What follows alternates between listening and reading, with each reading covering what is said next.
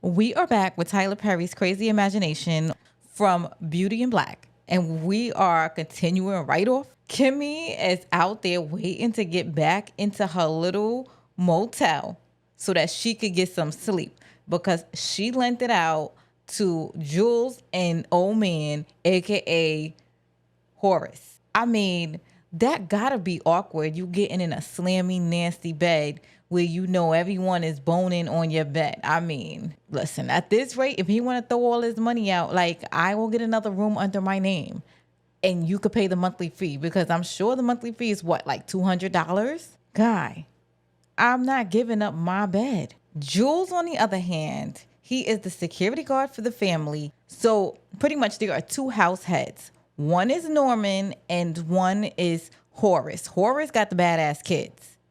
And Norman is the one with the wife. So we gotta look at it like that. Now Jules is in the middle. He's the security guard for both sides. He has a side deal going on with Norman.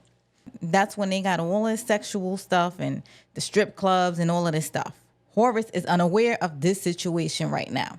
Meanwhile, they got Beauty in the Black, which is a legal business, and that's what Horace is running with his sons. So Norman has been hiding bodies through Jules, as well as Horace been hiding body through Jules. So they all know what they're capable of doing and the power their family has. So Norman knows enough not to trust nobody. And right now, he's not trusting Jules at all because Jules chose wrong. The fact that his wife got ran over inside the confines of the private property that Horace owns, he knows that Horace's kids is responsible. It's not a rocket science. Now you're telling me that there's no footage of anybody coming in and out? Come on. We wipe cameras for a living. So he's not feeling safe. Meanwhile, Horace done gave Jules the okay to take out the wife because the wife seems like she's coming too. And Horace is like, don't worry, I got people in the hospital. I'm going to make it happen. Norman's at the hospital. The wife was getting better. All of a sudden, she's not. There was a nurse at the hospital that nobody knows nothing about and nobody could find him. All he knows is his wife's condition is deteriorating and he don't trust nobody in the hospital anymore because as soon as he let everybody know that she's getting better, she's doing worse. Jules don't have no camera footage. He don't know nothing about nothing. So Norman knows something's up. He goes to the tow truck company and he speaks to the guy. And he was like, let me see the camera footage. And he's like, they took the camera footage.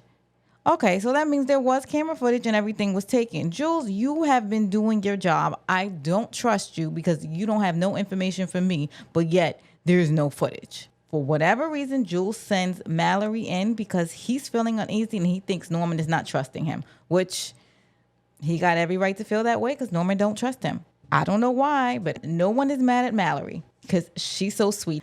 Norman is like, I know, darling, I am not mad at you. Please don't cry for me. And I'm like, cry? Okay. He tells her that he is moving his wife out of the hospital. And right now, we all just thinking that Norman is this soft, gentle guy who just wants his wife to get better. Well, baby, as he's transporting his wife does not make it. And he takes everybody out in the ambulance in the middle of transporting. He calls and gets the whole situation cleaned up. But he didn't call Jules at all. And Jules is concerned now. Pause, because we're going to come back to Jules. Because Jules is effing up big time. He is about to be on the wrong side of this family altogether. And everybody's going to want him out. Because, again, he works for the two sides. But he got secrets on both sides. And he is unraveling very quickly. Now, Roy is so spoiled and always extremely high. Now, when you have this amount of power, who's going to tell you to go to rehab? If your mama ain't making you go to rehab, who can tell you? Not the staff that works for you. Who will you listen to? Nobody. So he's spiraling out of control. No one to take his ass to rehab. And everyone is just, yes, sir, yes, sir, yes, sir. He's going back and forth with his, I was about to say boss. She do act like it half the time. But his wife, Mallory. For whatever reason, Roy is very insecure and he wants to feel like he's running some kind of company. And everyone's like, yeah, you run it. Meanwhile, only thing Roy do is get high. He has a conversation with Jules, and Jules is like, oh no, you run the company, And then as soon as Roy gives his speech, he got to go out to the bathroom to go get high. So it is safe to say that Roy does absolutely nothing but stay in the way and cause trouble that everybody has to clean up. Now, I will give Mallory some kind of credit because she does actually run the company. And she tries to make sure everybody is up and above board. However, she is a cocky, ungrateful, spoiled princess.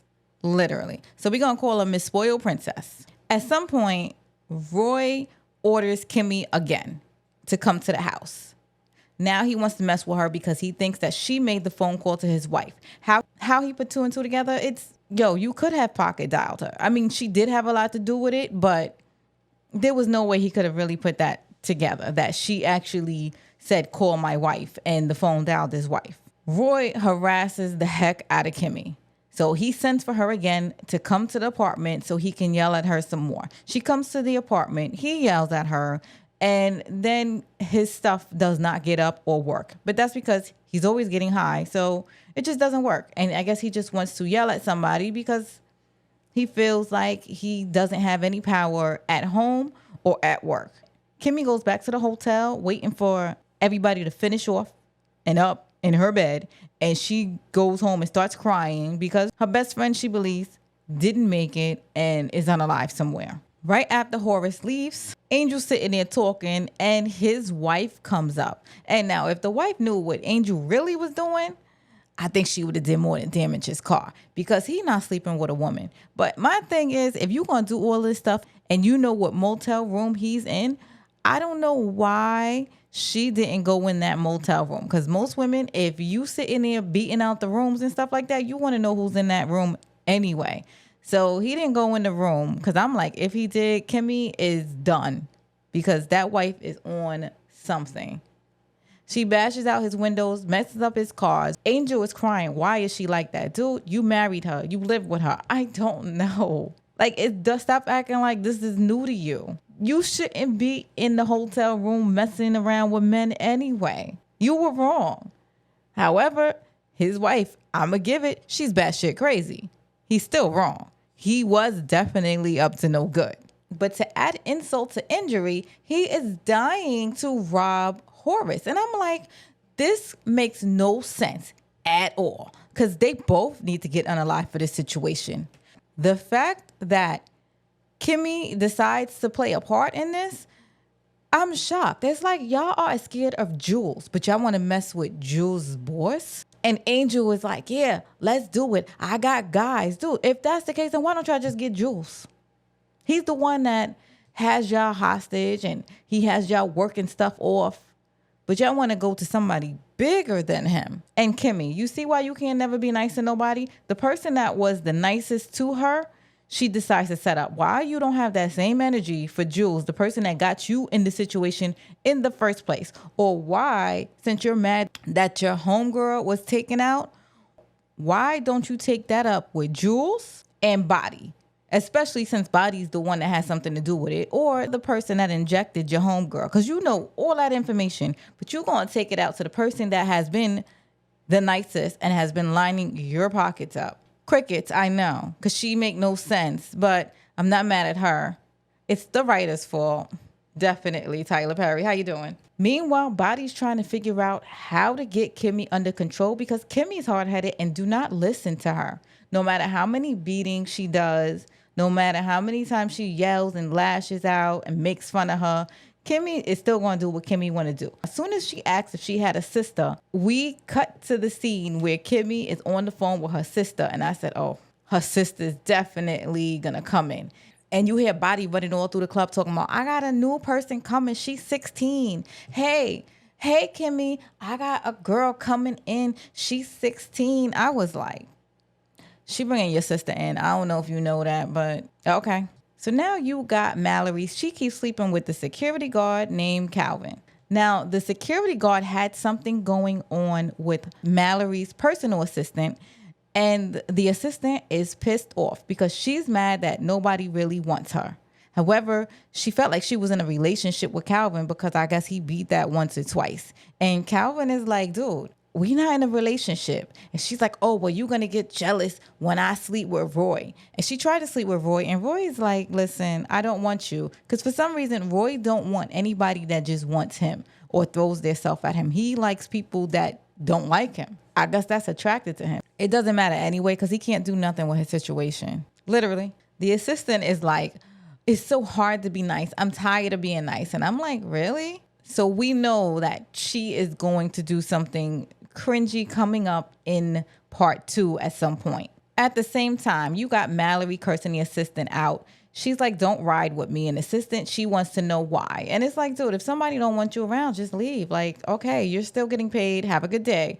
But then Mallory is going, it starts to go off. Your tears stink. This stinks. Just get out of my face. And I'm like, who came up with this? So now Roy is getting high so much, he's getting out of control. And I think he's going to sabotage the whole situation. It is known that the company's product is toxic and has been causing cancer in people. So there is a lawsuit. Now, Roy decides he wants to contact the lawyer and meet with her. Now, he's doing it while he's drinking and he's high. And he's been arguing with his wife about how unimportant he is. So he decides he's going to meet with the lawyer and he can get her to change her mind because, you know, everybody wants this playboy rich guy. I mean, he is handsome, but the attitude in the show makes him seem so unattractive. So he sets up a meet with her, loses the person that's driving him, and meets up with the lawyer. And now he's asking the lawyer if she wants to sleep with him. And I'm like, I would not have met with this.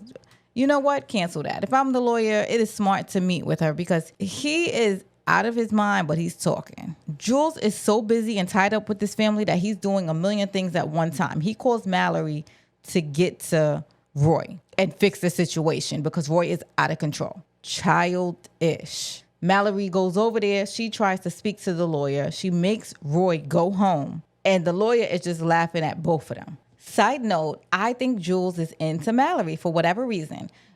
Because it's like, first of all, he could have gave Mallory to keep that close to his vest. And then he keeps asking Mallory, why is she still with Roy? I'm like, why does that even concern him? He's curious, but I think he's attracted to her. He's attracted to her because she's smart and she's trifling. He's trifling and he's smart. Horace, who is at the club once again, tells Kimmy he wants to meet up with Angel again. And this time at the house. And that's perfect because Angel wants to set him up. So they all decide they're going to set him up and he goes to the house. Kimmy's waiting downstairs for them to finish off whatever they're doing. Thank God it's not in her bed anymore.